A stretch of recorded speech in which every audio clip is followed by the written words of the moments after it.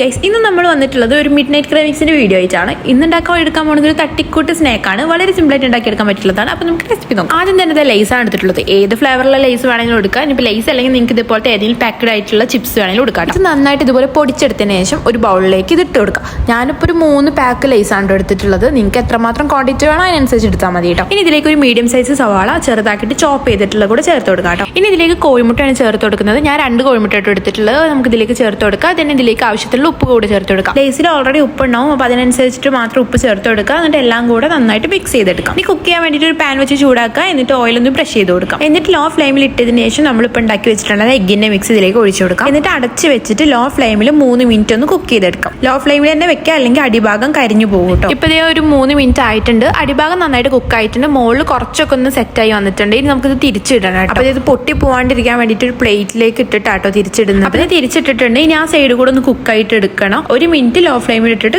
Cook ചെയ്തെടുക്കാം. ഇപ്പോൾ 2 സൈഡും കുക്ക് ആയിട്ടുണ്ട്. ഇനി ഇതിന് മുകളിലേക്ക് കുറച്ച് ചീസ് ഗ്രേറ്റ് ചെയ്ത് കൂടെ ചേർത്ത് കൊടുക്കുന്നുണ്ട്. ഇത് ഓപ്ഷണലാണ്. നിങ്ങളുടെ കയ്യിൽ ചീസ് ഉണ്ടെങ്കിൽ മാത്രം ചേർത്ത് കൊടുക്കുക. ചേർത്ത് കഴിഞ്ഞാൽ കുറച്ചുകൂടെ ടേസ്റ്റ് ഉണ്ടാവും. ഞാൻ എടുത്തിട്ടുള്ള മൊസറല്ല ചീസാണ്. നിങ്ങൾക്ക് സ്ലൈസ്ഡ് ചീസ് വേണമെങ്കിൽ യൂസ് ആക്കാം. ഈ ചീസ് ഒന്ന് മെൽറ്റ് ആവാൻ വേണ്ടിയിട്ട് അടച്ച് വെച്ചിട്ട് ലോ ഫ്ലെയിമിൽ 1 മിനിറ്റ് ഒന്ന് വെയിറ്റ് ആക്കും. ഇതേ മുകളിലിട്ട ചീസൊക്കെ അടിപൊളിയായിട്ട് മെൽറ്റായി വന്നിട്ടുണ്ട്. നല്ല അടിപൊളി സ്മെല്ലൊക്കെ വരുന്നുണ്ട് കേട്ടോ. ഇനി നമുക്ക് ഫ്ലെയിം ഓഫ് ചെയ്തിട്ട് ഇത് പ്ലേറ്റിലേക്ക് മാറ്റാം. ഇത് കട്ട് ചെയ്തിട്ട് ചൂട് കൊടുക്കുന്നത് തന്നെ കഴിക്കുക. നല്ല ടേസ്റ്റ് ആണ്. ട്രൈ ചെയ്ത് നോക്കിയിട്ട് ഫീഡ്ബാക്ക് അറിയിക്കാൻ മറക്കരുത്. നിങ്ങൾ വെറൈറ്റി ഇഷ്ടപ്പെടുന്ന ആൾക്കാരാണെങ്കിൽ മസ്റ്റ് ട്രൈ ആയിട്ടാണ് കേട്ടോ. പെട്ടെന്നൊക്കെ വിശന്ന് കഴിഞ്ഞിട്ടുണ്ടെങ്കിൽ ഇതുപോലെ വേഗം ഉണ്ടാക്കിയെടുക്കാൻ പറ്റില്ല അടിപൊളി സ്നാക്കാണ്. അപ്പോൾ എന്തായാലും ട്രൈ ചെയ്ത് നോക്കിയിട്ട് ഫീഡ്ബാക്ക് അറിയിക്കാൻ മറക്കരുത് കേട്ടോ. ഇതിലൊരു പീസ് കഴിച്ചാൽ തന്നെ അത്യാവശ്യം നല്ല ഫീലിംഗ് ഒക്കെ ആവും കേട്ടോ. അപ്പോൾ എന്തായാലും വീഡിയോ നിങ്ങൾക്ക് ഇഷ്ടപ്പെട്ടിട്ടുണ്ടെങ്കിൽ ലൈക്ക് ചെയ്യുക, ഷെയർ ചെയ്യുക, കമൻറ്റ് ചെയ്യുക. അപ്പോൾ അത്രയേ ഉള്ളൂ. Thank you.